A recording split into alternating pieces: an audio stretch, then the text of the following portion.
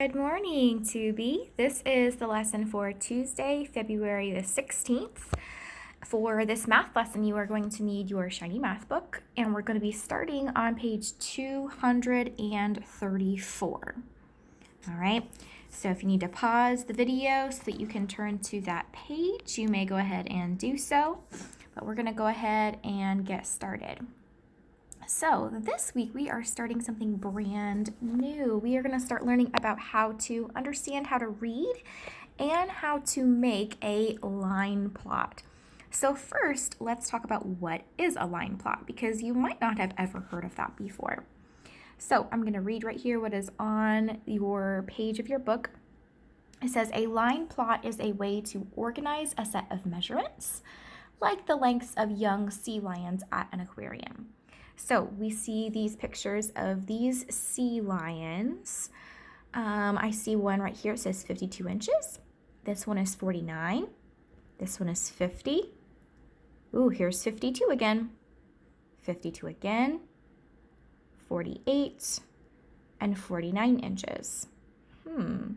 So I see 1, 2, 3 that have 52 inches high. There are 1, 2 that are 49 inches tall, only one that is 50 inches, and only one that is 48. That's going to be important information for us in a couple of minutes. Okay, so that right there is our information. It's our data. So we are going to make a line plot to help us see the different heights in a way that makes more sense. Okay, so a line plot is basically like a number line, or what we have seen on a ruler. Okay, we've seen number lines. We haven't worked with them a whole lot, but a number line is just a line that has numbers all in a row. So starting at 48, if we look back up here, remember this was our shortest. At 48, 49, 50. Doesn't look like we have any for 51, but that's okay. We'll just skip that number on our number line. And then there's 52. Now we don't skip writing the number. We just won't have any data right there. Okay. So here's our number line. It has all those numbers: 48, 49, 50, 51, and 52. It would look just like a ruler if we put a ruler over top of it. So we know that a number line is just like a ruler. The numbers all have equal spaces. Remember, I can't make this one like 50 this close to the 49 and 51 all the way over here. That wouldn't make sense. We know that's the way a ruler doesn't go. The numbers are all in order. And even though we don't have any seals that are 51 inches tall, we don't skip number 51, right? So we're going to skip on down to the next page. A line plot can help you show measurements. And what did we measure on the last page? Right, we were looking at those sea lions. We were looking at how tall they were, their length. So this is a line plot right here, this picture. This is an example of a line plot. This is what we're learning today. So here's the number line, like we saw on the last page. And it says the number line starts at 48 because the shortest length is 48 inches. Remember, if we go back up at the top, of course, yours are on your book, so yours is a little bit easier than mine. 48 inches is the shortest. So that's the number that we want to start with on the left side of our number line, right there. And then, just like we looked up here, our line needs to have all equal spaces. The numbers go all in a row. The number line starts at 48 because the shortest length is 48. Why does the number line stop or end at 52? What do you think? Very good. The number line stops at 52 because that is the tallest. Okay, so on this length, not this length, on this line. Whoops, my brain. I can't write on my computer screen, but on that line, we are going to write, why does the number line end at 52? Because that is the tallest seal. So that's what you're going to write on that line, because that is the tallest seal. So we start on the left of our line plot with the shortest seal's height, and we stop on the right with the tallest. So let's take a closer look. Remember, if you need more time writing that sentence, you can always pause the video. Let's take a closer look at our line plot, because this whole entire box right here is our line plot. This right here at the top, you probably saw some of these different parts when you were in first grade. Or maybe not, you might have been on e-learning and this might feel like brand new information, so we're gonna learn it together. This right here at the top is called the title. It tells us what information the graph is going to be teaching us. It's really important.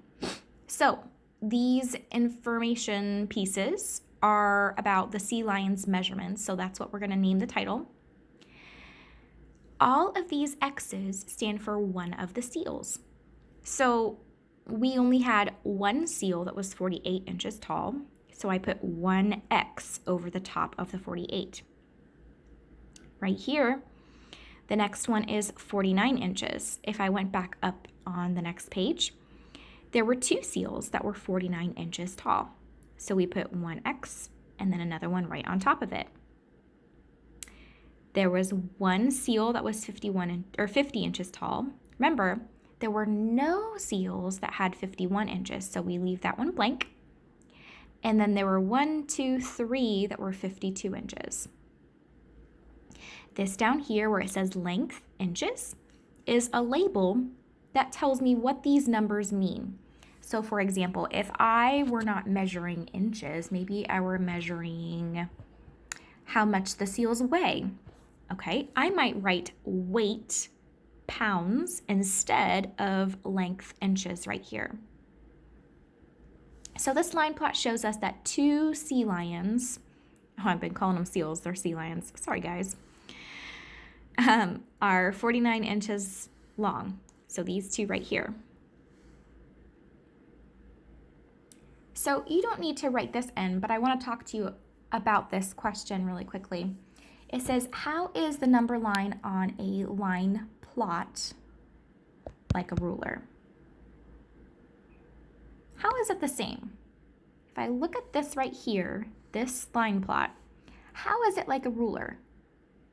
Do you remember we talked about some of the things back on the last page? Okay, so the numbers are all in a row. They go in order. I don't start at 48 and then go to 50 and then go to 52 and then go back to 49. That wouldn't make any sense. So all the numbers are in order. They're all equally spaced, just like the numbers on a ruler. How is it different though? Can you think of any ways that it's different? If I go back up here and look at the ruler for an example, how are these two different? A number line versus a ruler. You might notice that a ruler has more marks on it because we're going to be measuring things that are smaller than an inch.